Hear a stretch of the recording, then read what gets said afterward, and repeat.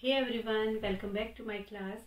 हमने new chapter excretory system start कर लिया था अपनी लास्ट क्लास में।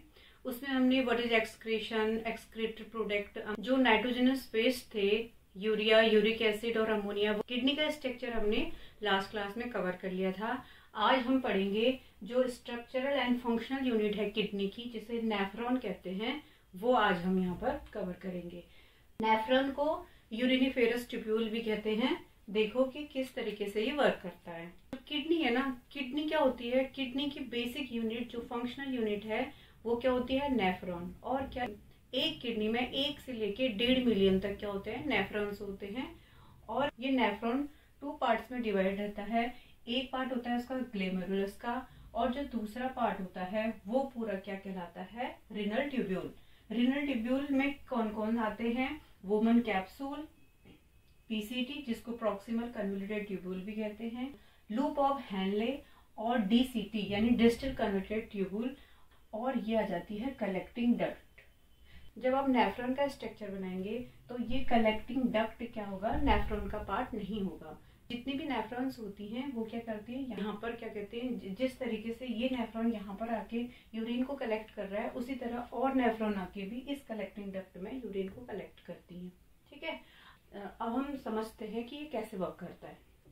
देखो, जैसे क्या है रीनल आर्टरी। रीनल आर्टरी मतलब क्या होता है? जो ब्लड ला रही है, क्योंकि क्या होता है ब्लड का यहाँ पर फिल्ट्रेशन होता है, यूरिन फॉर्मेशन होनी है, तो इसलिए क्या करना है, हमें ब्लड का फिल्ट्रेशन करना होगा। तो ब्लड कहाँ से आता है? रीनल आर्टरी से। रीनल आर्टरी से एफरेंट एट्रियोल के थ्रू, ये जो मैंने बना रखा है ये है एफरेंट एट्रियोल, और यहाँ पर ये एफरेंट एट्रियोल क्या हो जाएगा?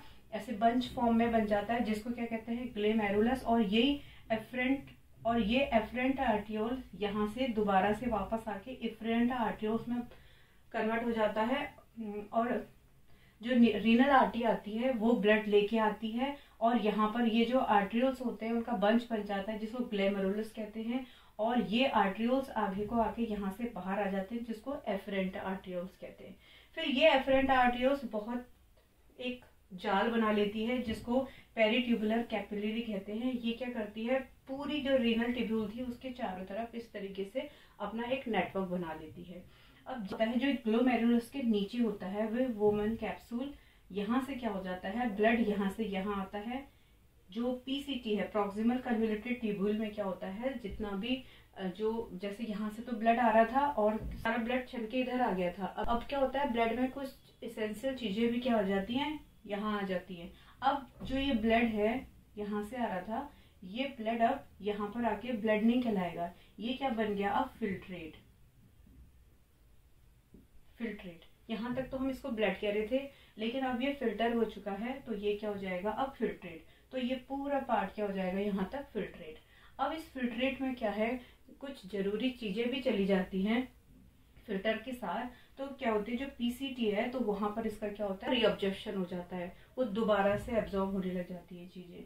उसके बाद ये क्या है? डिसेंडिंग ऑर्डर, यहाँ से नीचे को यहाँ पर वाटर का एब्जॉर्प्शन होता है, और यहाँ पर जो अदर सॉल्ट होते हैं उसका एब्जॉर्प्शन होता है। डिसेंडिंग, ये असेंडिंग लिम्ब। ठीक है, इसको कहते हैं लूप ऑफ हैनले। अब उसके बाद क्या होता है, इस तरीके से डिस्टल कन्वोल्यूटेड ट्यूब्यूल के थ्रू यूरिन कलेक्टिंग डक्ट में कलेक्ट हो जाता है। अब देखो, जो फ्लो ऑफ ब्लड है, फ्लो ऑफ ब्लड कैसे होता है? जो ये था रीनल आर्टरीज, ये रीनल आर्टरीज कहाँ से आती है? अरूटा से आएगी, जो सबसे बड़ी क्या होती है? आर्टरी होती है। अरूटा से रीनल आर्टरी के थ्रू अफरेंट आर्टरियोल से कहाँ आ जाएगी वो? ग्लोमेरुलस में। ब्लड का फ्लो बता रही हूँ। जैसे ये मैंने बताया था, ये अफरेंट आर्टरियोल, ये इफरेंट आर्टरियोल। तो जो रीनल आर्टरी से ब्लड आएगा अफरेंट आर्टरियोल से होते हुए कहाँ आएगा? ग्लोमेरुलस में आएगा। ग्लोमेरुलस से कहाँ जाएगा? इफरेंट आर्टरी, और इफरेंट आर्टरी से होते हुए ये पूरी पेरिट्यूबुलर कैपिलरी से होते हुए रीनल वेन में चला जाएगा। ठीक है, अब देखो यहाँ से जो ब्लड आ रहा है वो कौन सा ब्लड है? ऑक्सीजनेटेड ब्लड है। ठीक है, क्योंकि यहाँ कौन जा रहा है? ऑक्सीजनेटेड ब्लड जा रहा है। ऑक्सीजनेटेड तो है, लेकिन क्या है ये? यहाँ पर टॉक्सिक है। इसमें क्या है? यूरिया भी है।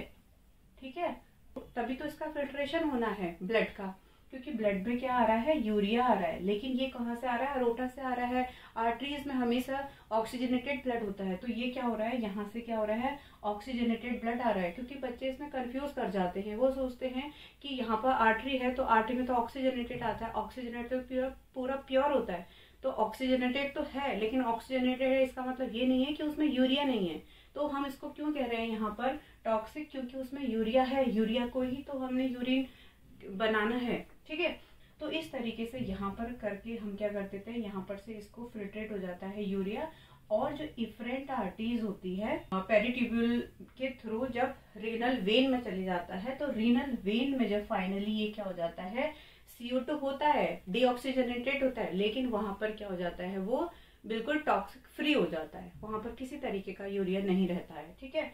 रीनल वेन में देखो मैंने फ्लो भी बना रखा है। सबसे पहले अरोटा के थ्रू कहाँ चला गया, रीनल आर्टरीज में, उसके बाद एफरेंट आर्टरी के बाद ग्लोमेरुलस में, उसके बाद इफरेंट आर्ट्रियोल में, उसके बाद पेरिट्यूबुलर कैपिलरी से होते हुए रीनल वेन, जो क्या होता है CO2 प्लस नॉन टॉक्सिक है।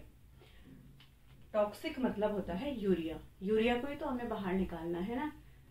और यहाँ पर क्या होगा, जितना भी वाटर का एब्जॉर्प्शन होना होगा, यहाँ पर वाटर का एब्जॉर्प्शन हो जाता है, और यहाँ पर जितने भी अदर सॉल्ट्स, जितने भी चीजें होती हैं, वहां पर इसका एब्जॉर्प्शन हो जाता है, ठीक है।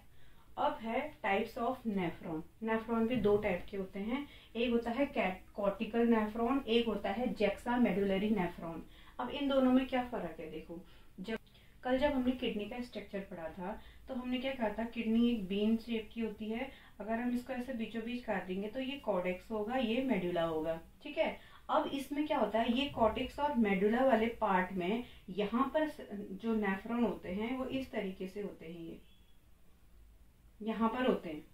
तो इसका जो नीचे वाला पार्ट है ये कहाँ पर होता है, मेडुला में होता है, और ऊपर वाला पार्ट कॉर्टेक्स में, यानी ऊपर वाला पार्ट कॉर्टेक्स में होगा और ये जो नीचे वाला पार्ट है वो किस में होगा, मेडुला में। अब ये देखो, जब मैं नेफ्रॉन कितने टाइप्स के होते हैं कह रही हूँ, जो कॉर्टिकल नेफ्रॉन होता है उसका जो लूप ऑफ हेनले होता है ना, वो क्या होता है, शॉर्ट होता है। जैसे मैं दिखा देती हूँ, जैसे मैंने यहाँ पर एक वुमेन कैप्सूल बनाई, इस तरीके से बनाया, और अगर मैं दूसरा बनाऊं, ये देखो, अब इसमें क्या है, जो कॉर्टिकल नेफ्रॉन है उसमें जो हेनले का लूप है वो थोड़ा शॉर्ट है, और जो जैक्सा मेडुला है उसका देखो इतना बड़ा है। तो इसमें जब हम डिफरेंस करेंगे तो इसका मेन डिफरेंस यही होगा कि जो इसका लूप ऑफ हेनले है वो शॉर्ट होगा, और जो जैक्सा मेडुलरी नेफ्रॉन है उसका जो ये लूप ऑफ हेनले होगा वो क्या होगा, काफी लॉन्ग होगा। इसमें जो वासा रेक्टा नॉट प्रेजेंट, वासा रेक्टा किसे कह रहे हैं, इसे ही कह रहे हैं वासा रेक्टा, जो लंबा हो रहा है, जो कॉर्टेक्स पार्ट में आ जा रहा है। जैसे यहाँ पर क्या हो रहा है, अगर हम ऐसे स्ट्रक्चर बनाए नेफ्रॉन का, तो ये क्या,